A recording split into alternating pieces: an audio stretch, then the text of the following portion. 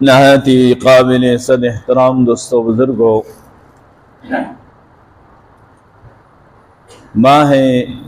ذی قعدہ کا آج دوسرا جمعہ ہے، اور اس ماہ مبارک کے حوالے سے جو مبارک مضامین ہیں اس پہ گزشتہ جمعے میں نے کچھ گفتگو کی تھی، اور بنیادی طور پہ ماہ شوال میں پیارے محبوب صلی اللہ علیہ وسلم کا طائف کی طرف تبلیغی سفر ہوا تھا، تو ماہ ذی قعدہ میں واپسی ہوئی تھی، اور واپسی کس شان کے ساتھ اور کس ترتیب کے ساتھ ہوئی اس پہ میں گفتگو کر رہا تھا، اور انشاءاللہ اس موضوع کو آگے بڑھا کر پھر دیگر موضوعات کی طرف انشاءاللہ آئیں گے۔ لیکن پہلے یہ کہ ذی قعدہ جو ہے اس کو ذو القعدہ بھی کہتے ہیں اور ذی قعدہ بھی کہا جا سکتا ہے، اور لفظی معنی ذو کا ہوتا ہے والا، اور قعدہ کا معنی ہے بیٹھنے والا، مراد یہ ہے کہ یہ بیٹھنے والا مہینہ ہے۔ زمانہ جاہلیت سے اس مہینے میں جنگ و قتال روک دی جاتی تھی، اور حج کی تیاری میں لوگ مشغول ہو جاتے تھے اپنے گھروں میں رہ کر، اس لیے اس کو ذو القعدہ کہا جاتا ہے، اور یہ حج کے مہینوں میں اس کا شمار ہوتا ہے اشہر حج میں۔ جس طرح حج کے مہینوں کا آغاز شوال سے ہو جاتا ہے، تو ماہ شوال اشہر حج میں ہے، اور ماہ ذی قعدہ بھی اشہر حج میں ہے، شامل ہے،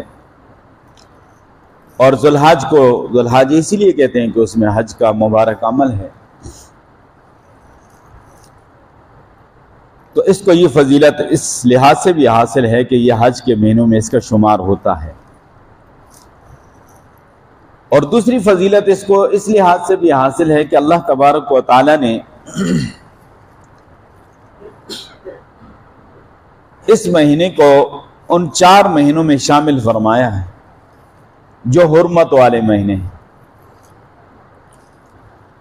قرآن کریم میں اللہ تبارک و تعالی نے ذکر فرمایا کہ ان عدۃ الشہور عند اللہ 12 شہرا فی کتاب اللہ، بے شک مہینوں کی گنتی جو ہے وہ اللہ کے نزدیک 12 ہے، اور یہ اسلامی مہینے جو ہیں فرمایا کہ یہ 12 مہینے ہیں۔ یوم خلق السماوات والارض، جب سے اللہ نے زمین و آسمان کو پیدا فرمایا ہے، اللہ کی کتاب میں یہ پہلے سے لکھا جا چکا ہے، فرمایا منہا اربعۃ حرم، ان 12 مہینوں میں سے 4 مہینے حرمت والے ہیں، اور وہ 4 مہینے جو حرمت والے ہیں ان میں یہ 3 مہینے لگاتار ہیں، ایک ذی قعدہ ہے، ایک ذو الحج ہے، ایک محرم ہے، اور ایک مہینہ جو ہے وہ علیحدہ ہے رجب۔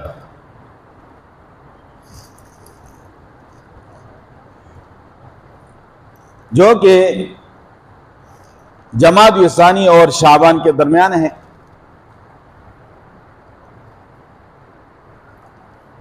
اب یہ حج والے مہینے سے پہلا مہینہ ہے، اس کا نام ذو القعدہ ہے، اور یہ حرمت والے مہینوں میں اس کا شمار ہوتا ہے۔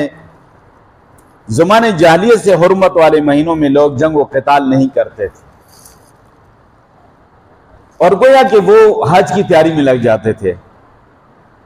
تو رجب کا مہینہ چونکہ شعبان سے پہلے ہے، تو شعبان اور رمضان میں زیادہ عمرے کا اہتمام ہوتا ہے۔ پھر آپ صلی اللہ علیہ وسلم کا یہ فرمان بھی ہے کہ رمضان میں جو عمرہ کرتا ہے وہ ایسا ہے کہ جس نے میرے ساتھ حج کیا ہو۔ تو شاید رجب کا مہینہ حرمت والا اس لیے کہ اس میں اس مبارک سفر جو عمرے والا سفر ہے اس کی تیاری ہو اور اس کے لیے ماحول پر امن ہو، اور یہ حرمت والا مہینہ اللہ نے رکھا، اس میں جنگ و قتال حرام ہے۔ جس طرح یہاں ذوالحج ہے تو حج جیسا عظیم اور مبارک عمل کے لیے پہلے اللہ نے ماحول کو پرامن بنایا، اور یہ حرمت والے مہینے اللہ نے عطا کیا، اس میں جنگ و قتال حرام ہے۔ اور آپ صلی اللہ علیہ وسلم نے جس طرح رمضان شریف کی عمرے کی فضیلت کو بیان فرمایا، اس سے ہی یہ مہینہ جو ذوالقعدہ ہے اس میں 4 عمرے پیارے محبوب صلی اللہ علیہ وسلم نے ادا فرمائے۔